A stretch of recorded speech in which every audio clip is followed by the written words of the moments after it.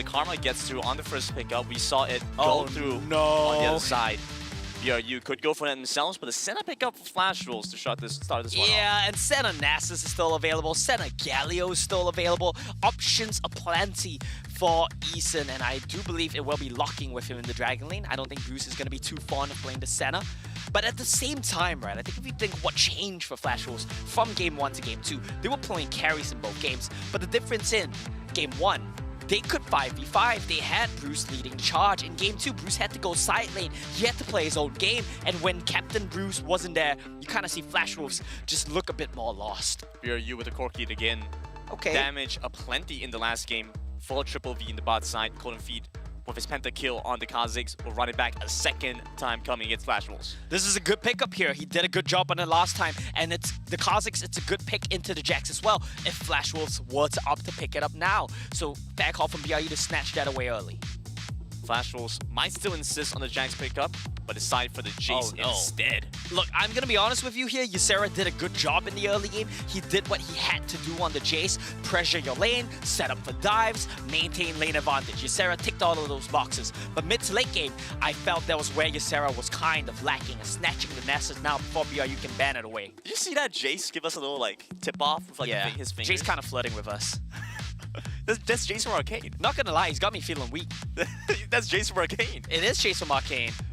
The question is he an episode 1 Jace or an episode 9 Jace? What's the difference? The episode 1 Jace, he didn't have his all his hex tech. Ah, yeah, you're right. Well, you see, that's the interesting thing, right? We talk about time tunnels and everything. For Flash Wolves, for Ysera on Jace, he's going backwards in time. He starts off the game with Cannon in episode 9, and he goes back in time. Late game, he has nothing. He's Jace unequipped. That's really unfortunate. Well, that's the case, right? Especially when you're back against BRU with the Soraka again. Exactly. That's what's fortunate for BRU right now. The Soraka for what the Jazz, picking it up on 3-pick red to make sure it can't be banned away. It's a good call. It's a good pick against Senna Nasus because you scale alongside them. Nice ban onto the Jax. Even with the Kazakhs, you don't really want to have something that can go into the hyper late game and do so well against you. If you think about what Flash Wolves want for Cookie right now, it's a champion that can lead charge, it's a champion that can run in, that the Senna Nasus can play off of. Jax is one of those champions, Olaf is another. But do BRU want to ban Olaf because Kazakhs is a pretty good matchup into Olaf? There we go, banning away the Darius. They want to make Ysera play the Jace here. Garen taken away. Okay. That's a good pickup there from Flash Wolves. I actually didn't notice that one. Darius, one of the traditional counter picks to Garen. With it gone, they say, you know what? We don't really have too many answers to the Garen. We don't have tank killers right now, so let's just ban that away ourselves. Yeah, I am a little curious what Flash just want to try and go for here, though. Senna traditionally does incredibly well with a bunch of tanks. Yes. But of course, Soraka does so as well, so on both sides, they kind of have to take some concessions. And you keep in mind, last game, Flash Wolves did have answers to the Soraka in the form of dive. They have Camille Galio, they didn't manage to execute on it, but they had the options to dive to Soraka. This time, no such option. They need to take you 5v5, head on, run at each other, let's see who wins. And I think Soraka will win that one if she gets the scale. We need some kind of front line for Flash Wolves, for BRU now. I think Noelle it's an coming Olaf in here. angle. Still has some, but Olaf could work well for them. But Flash Cookie Wolves, Riven. Cookie Riven. He's back at it. It was one of Coden Feet's most successful champions as well. So both of these jungles going to be very familiar with that. Oh. Okay, is this going to be a back on Bruce? I actually have a feeling that Ysera is going to play the Camille and Bruce is going to play the Jace. But either way, I don't like it. I don't want Ysera playing these champions. We need to see something a little bit extra from Bruce. Okay. No Game cinch 5. this time around, so it's the Twisted Fate. Game 5 Twisted Fate here for BRU. No cinch, not tanky, not as foolproof, let's say. This is a champion again that relies a lot upon timings, which is something that BRU had struggled with in the last 2 games. Now their comp is even more reliant on timing, so to be fair, if they do it well, if they hit you at the right time, it can be very scary. The Twisted Fate has a lot of possible options here. It can shut down possible side laning from Camille in the late game. It can shut down Jace pressure in the early game. It pairs so well with the Kazakhs. And you know what the best part is? You can reveal everyone in Senna Shroud. Just pop Destiny and you see them all. But the thing with that as well is that, you know, Archney, while he was able to use his pick-off to get a bunch of, like, really nice fights started, now they must once again face off BRU to continue their competition chances. Let's see how Game 3 goes.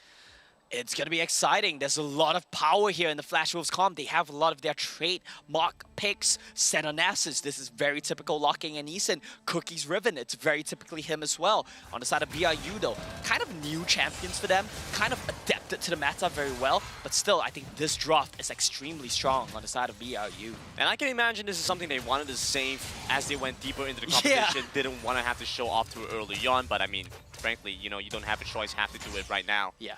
You have to show it right now. You have to show your cards. Look in the mid lane. Archony started off with the stack deck. Traded pretty well against Bruce. Ah, I see what you did there. Show your cards in the stack deck. Yeah. You know, the look on your face does not Very look smart. like you planned that one No, out. I did plan that one. The cameraman set me up for it. He panned over to Twisted Fate and the pun worked out. All right. Wonderful stuff here for BRU to keep this one going. We will look to see what they can get done early on. Cold Feet coming into this one. Ysera will be on the Camille instead, and Bruce is on the Jace this time around. Yeah, this matchup between the Camille and the Wukong as well is one of a lot of intricacies in the trading path, and basically whoever shows their hand first will lose. If you open with a Camille sweeping Tactical Blade, you will lose the trade because Wukong dashing, you know a team is winning. You can hear them shouting. So it's always a bit of a spoiler for us on the casting desk. It's like half a second ahead of time, you hear them shouting, and you know, okay, fight's gonna start. Well, it's like, yeah, I guess. But you know, it's like half a second. It's half a second. Yeah, but you This know, is my brain something is fast like that, granted. Okay, okay. your diamond through brain. Too fast Come for us. on, man! Don't call me out like that on desk. That's a respectable rank. I was a challenger PC player for many years. Respectable rank for sure. It's not! If you're diamond, you should be embarrassed of yourself. Nah, I'm kidding. I'm diamond, and I'm trying to do better. Trying to do better every day. It's about the growth, the experience. We need to have a motivational talk now. It starts with success, but will it be for the Flash Wolves or for Buriram United? Thank you for signing up for this motivational talk here with Omo. I think I would be a terrible motivational speaker. I'm your co-host, Grandin. You should be a motivational speaker. You could do it. I don't know. I can't even find motivation to watch this one. It's so painful. One of these teams has to go. And I love both of them, Omo. I love both of them a lot. Yeah, I feel you there. It's kind of sad, but at least it's going to be a bloodbath. We're going to see BRU set up for the die 4-man, but they see Cookie. Archony wants to use his ultimate. He spots them out. They know Cookie's coming over, so they want to back away instead.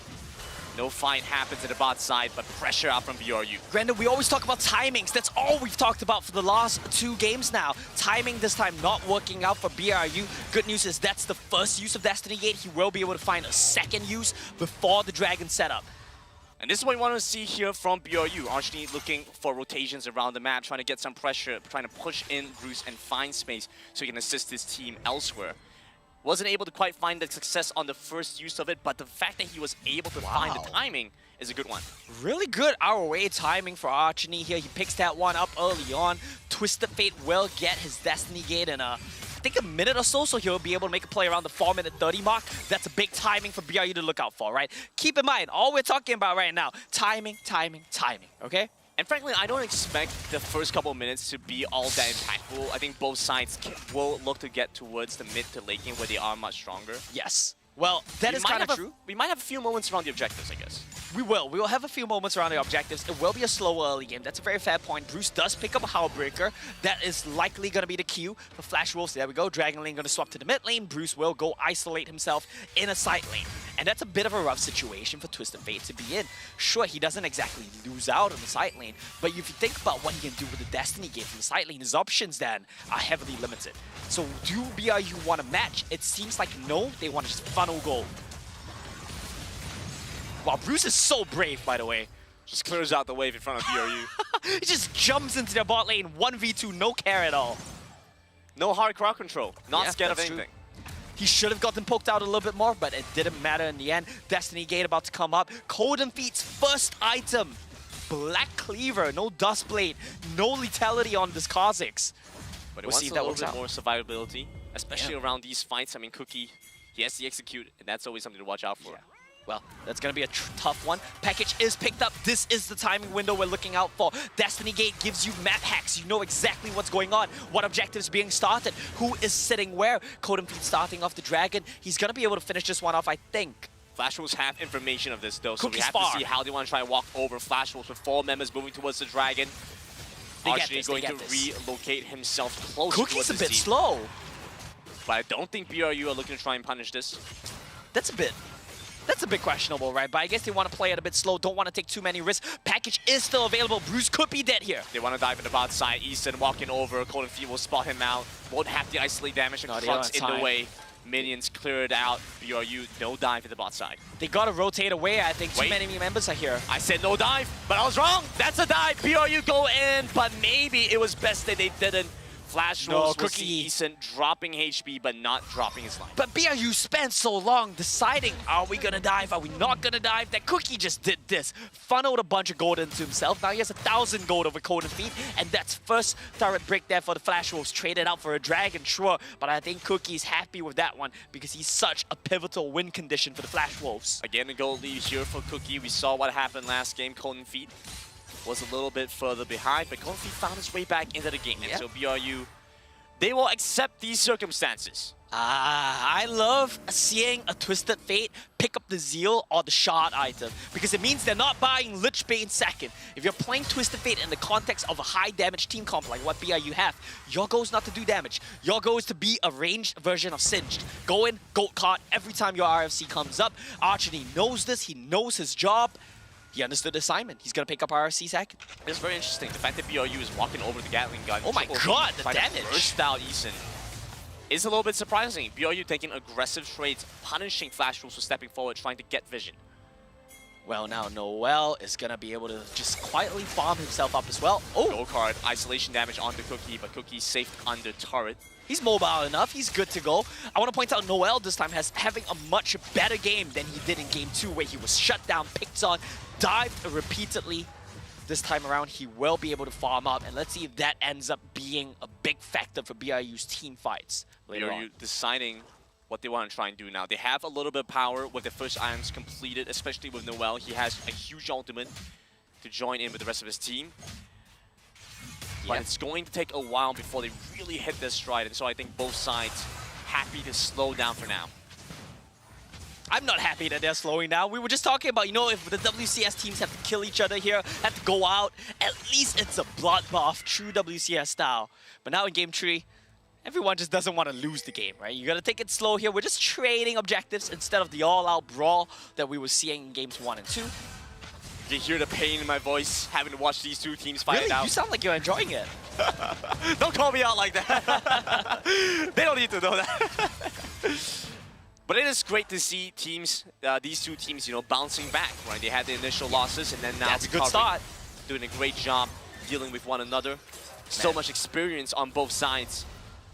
Eason is so tanky on that Nasus. He will not get taken down. We're not even close, really. Once he pops his ultimate, he is good to go here. That's going to be Destiny Gate used again. We've talked about timings. We've talked about forcing timings. BRU have missed that now 2 out of 3 times. Ysera is hesitant. I feel like he could have gone for triple V there. Backup not quite in position. No point taking that risk.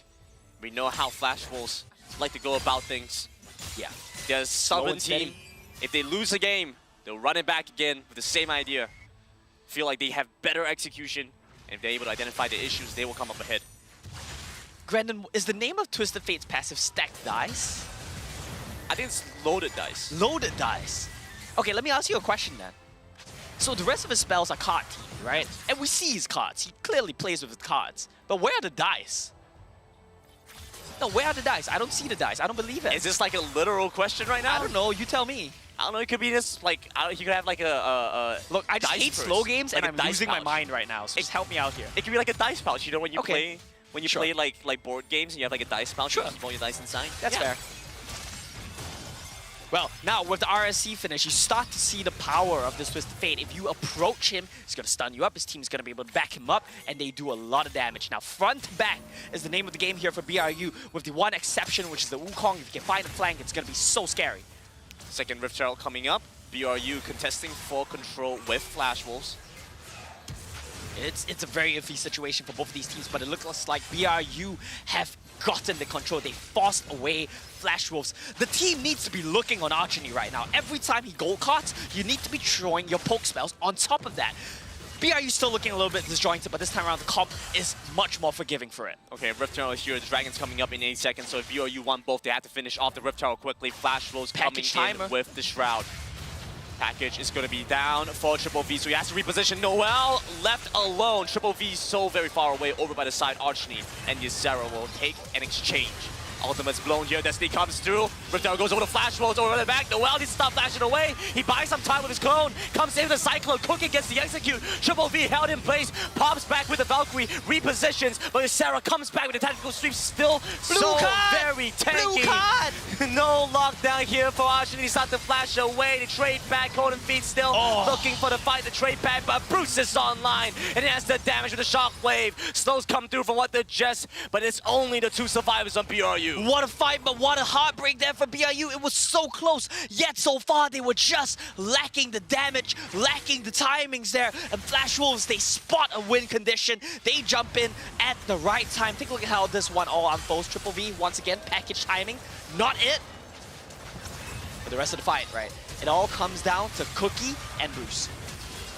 Easton actually doing an amazing job. You can see Archie spent so long on the Nasus. Meanwhile, Ysera's doing work, Cookie's doing work, Bruce is doing work.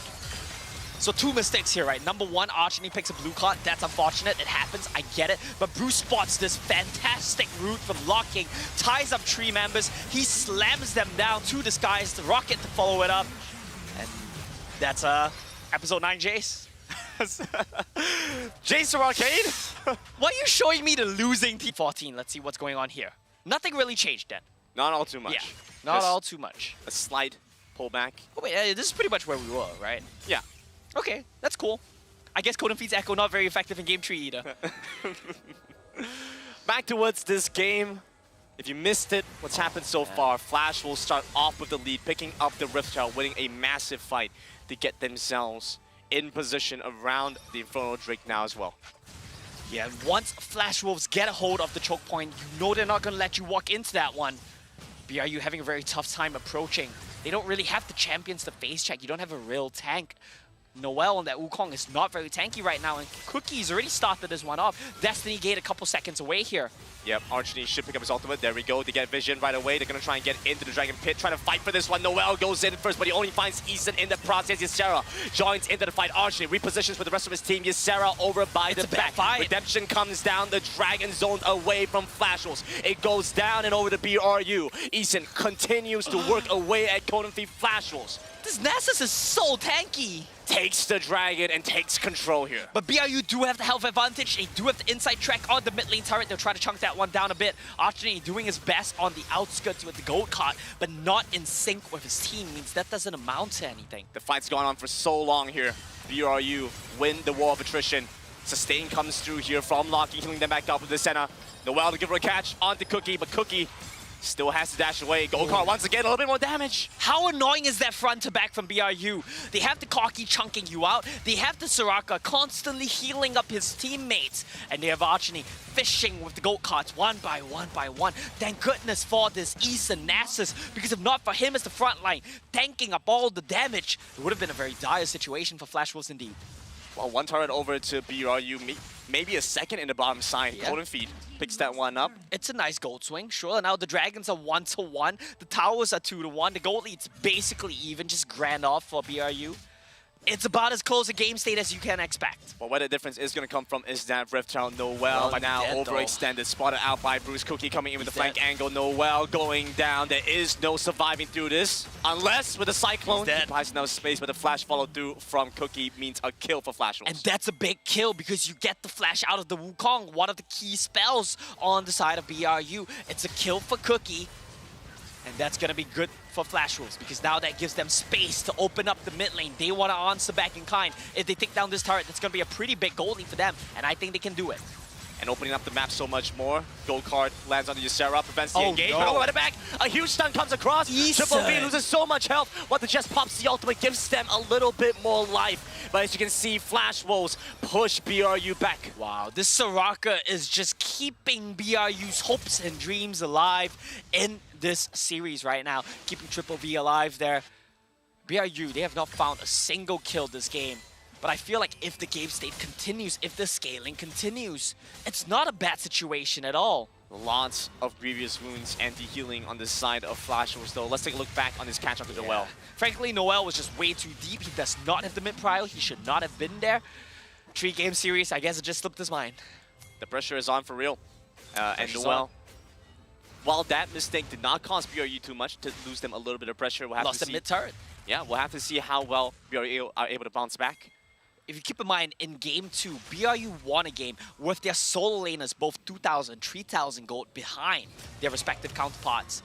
This time around, it's only about 1,000 gold, but I don't know why. I feel like it's a worse situation for BRU. Maybe because they don't have the tanky Cinch front line? Might be the case. Archony on the Twisted Fate just doesn't offer the same kind of impact. Yeah. But he's full built right now. This is the strongest team power spike for Twisted Fate, barring like a death cap later. This is it. These 3 items, cheap items, you get gold income so much quicker because of the stack dice, loaded dice passive you mentioned as well. But they just cannot get through Eason. He is way too tanky, Brandon. BRU in a difficult position here. Triple V not with the same amount of damage he had at this point last game. Yeah, and Flash Wolves, if you give them a lead in the mid lane, they will translate it to the side lane. Now, Ysera and Cookie gonna take this one down. A beautiful job, well done by Flash Wolves to pull attention to the mid side, then make their way bot. And just as BRU evened up the gold lead, it's 5k again for Flash Wolves. Flash Wolves the superior macro here. What can I say? Yep, 100%. Playing for that late game, they know what needs to get done. BRU, can I say they're happy with stalling? I don't know anymore. It's a really tough one to call, right? It really comes down to do Koki, Soraka scale better than Senna Nasus? And if you ask me that question, I'll tell you very simply. The answer is, I have no clue. No idea. Fair enough. Yeah. I don't think Soraka scales pretty well, but I don't think most Senna. people would know. Yeah. I mean, it's been a while since I've seen a Soraka. And it is a surprise, no doubt. Flash Wolves were caught off guard in the second game, but know what's coming this time around. Man, but Eason is just, he's so confident right now because they know he cannot die. He knows it's going to take them so long to kill him. Look at this. Infinitely tanky, but a stone plate popped a little he bit might later. die That's the now. ultimate coming through. Eason has to flash away. Noel dives in, but he's only able to hit the one target. Goes into stasis. The hourglass comes over. Taken down here by Bruce. Man, Eason just doesn't die.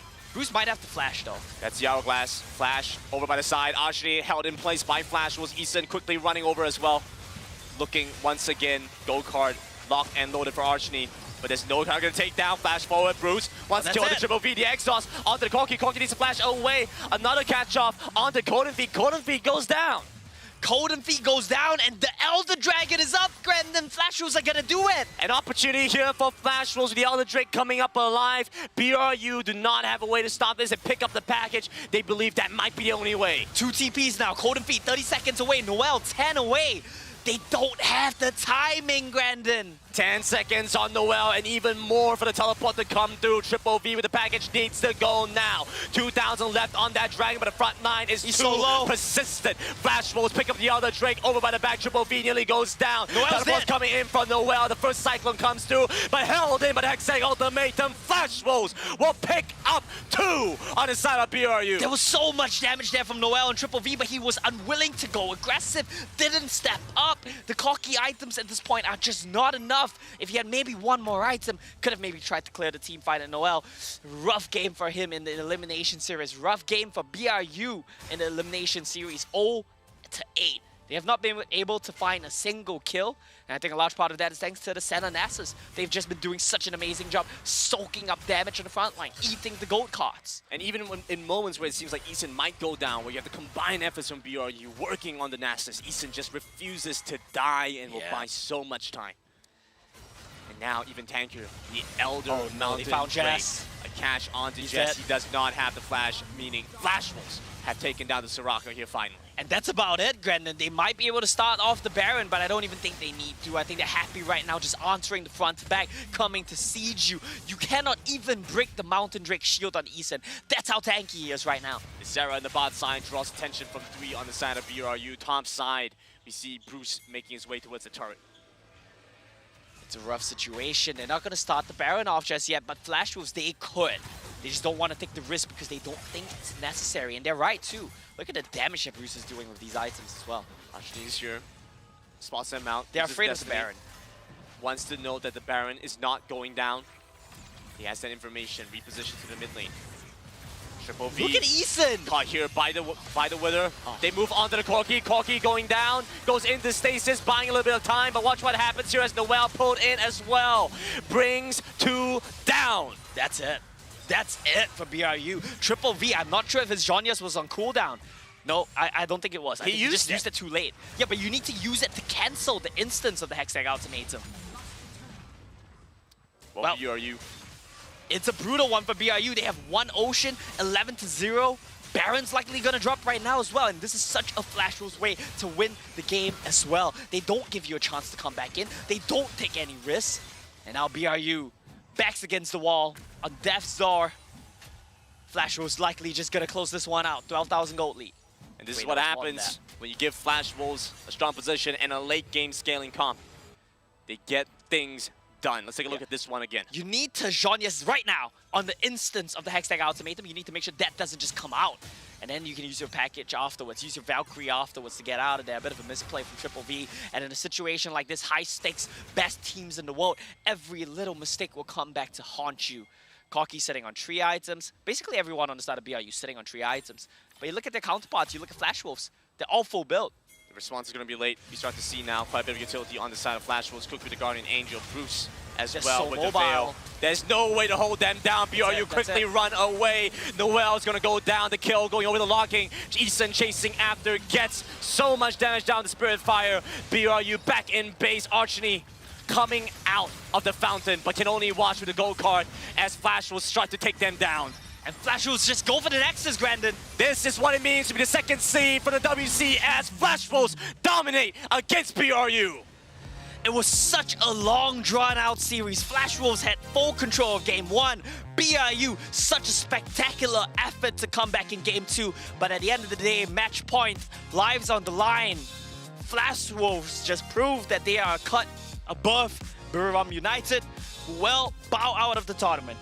We saw an impressive showing from BRU, but it is Flash Wolves that proved to be the better team here today.